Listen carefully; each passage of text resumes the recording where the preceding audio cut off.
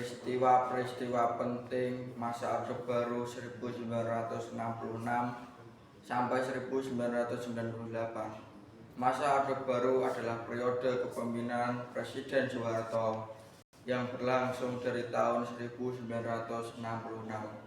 hingga 1998. Orde Baru diawali dengan kejatuhan Soekarno setelah peristiwa G30 SPKI 1965 dan berakhir dengan gerakan reformasi yang menumbangkan Soeharto pada 21 Mei 1998. Pada masa ini Indonesia mengalami berbagai perubahan politik, ekonomi, sosial, dan keagamaan. Berikut adalah peristiwa-peristiwa penting yang terjadi selama 32 tahun kekuasaan Orde Baru.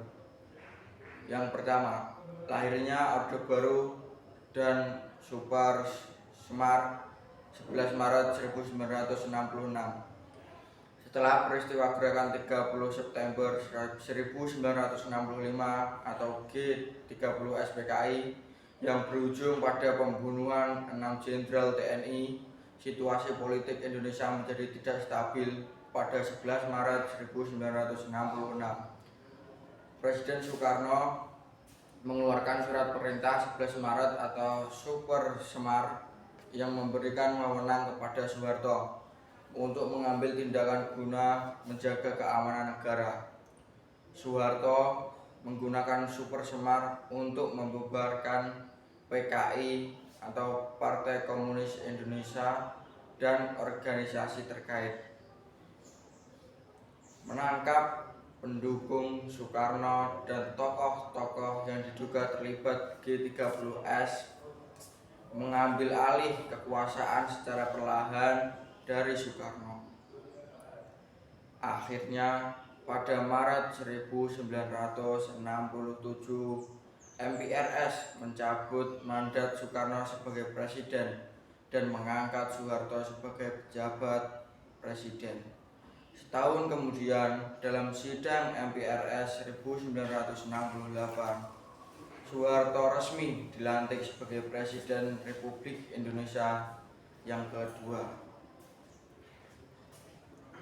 Yang kedua, pembersihan PKI dan pembantaian massal di tahun 1965 sampai dengan 1966.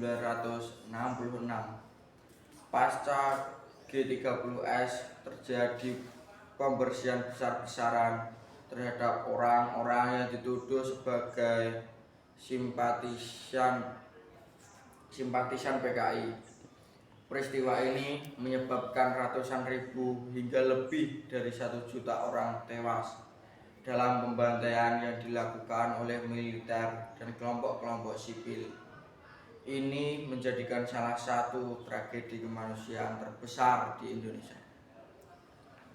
Yang ketiga, pemilu di tahun 1971 dan dominasi Golkar. Pemilu pertama pada masa Orde Baru digelar pada 1971 dengan Golkar sebagai pemenang mutlak untuk memperkuat kendali politik pemerintahan Orde Baru. Menyederhanakan partai politik pada 1973 menjadi 3 kelompok. Golkar atau kendaraan politik utama pemerintah, P3 Partai Persatuan Pembangunan, gabungan partai-partai Islam, PDI Partai Demokrasi Indonesia, gabungan partai nasionalis dan Kristen.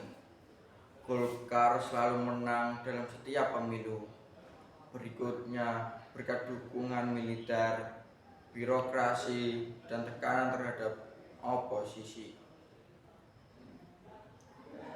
Yang keempat, invasi Timur Timur pada tahun 1975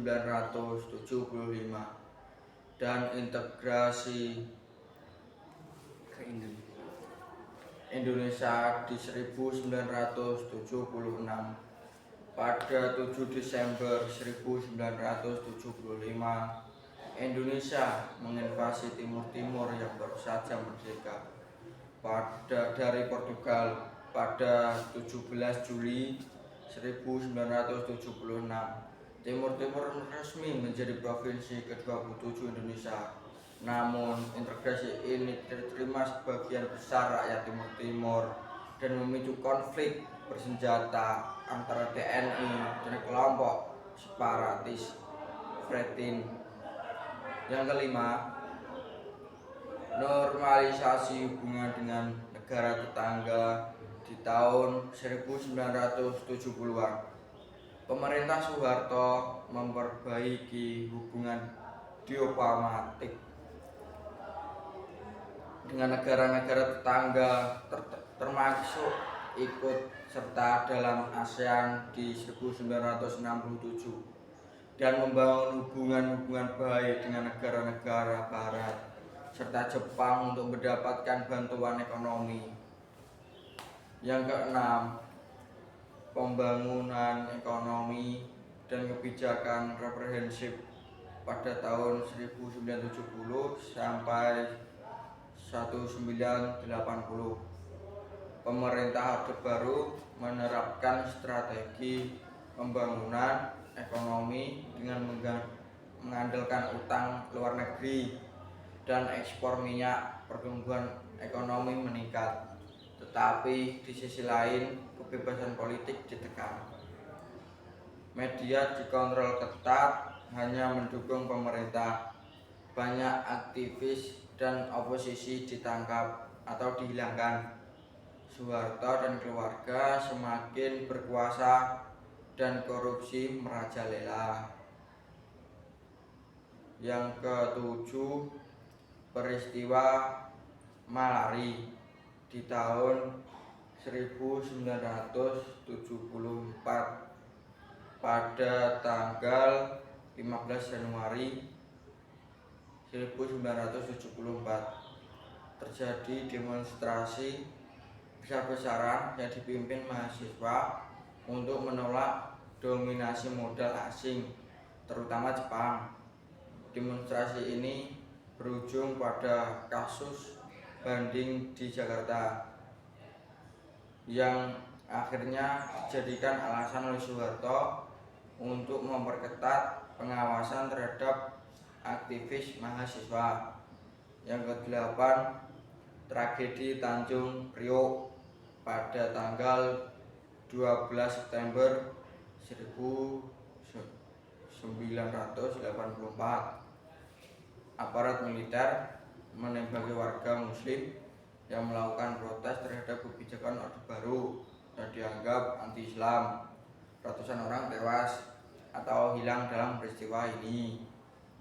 Yang kesembilan, tragedi Santa Cruz Timur Timur pada 12 November 1991 terjadi penembakan oleh aparat militer yang terhadap demonstran pro kemerdekaan di pemakaman Santa Cruz, Dili, Timur Timur. Peristiwa ini menjadi sorotan dunia internasional dan memperburuk citra Indonesia di mata dunia. Yang ke-10, kasus penculikan aktivis di 1980-an. Menjelang kejatuhan Soeharto, banyak aktivis pro demokrasi diculik oleh aparat militer. Beberapa korban penculikan salah satunya seperti Wiji Tukul, penyair dan aktivis Munir, belasan aktivis PRD Partai Rakyat Demokratik yang hingga kini masih hilang. Yang selanjutnya, krisis moneter ASEAN 1997. Pada tahun tersebut, krisis ekonomi Asia menghantam Indonesia. Rupiah jatuh drastis, terjadi inflasi tinggi, PHK massal, dan kebangkrutan banyak perusahaan, kepercayaan masyarakat terhadap pemerintah Soeharto mulai runtuh. Dan yang ke-12, gerakan reformasi dan kejatuhan Soeharto di 1998. Tekanan dari mahasiswa dan rakyat akibat krisis ekonomi dan ketidakpuasan terhadap pemerintahan yang korup memuncak dalam aksi demonstrasi besar-besaran. Tragedinya salah satu tragedi Trisakti 12 Mei 1998. Aparat menembak mati 4 mahasiswa Universitas Trisakti, memicu amarah publik. Kerusuhan ini Jakarta dan beberapa kota besar mengalami kerusuhan, penjajahan, dan kekerasan etnis.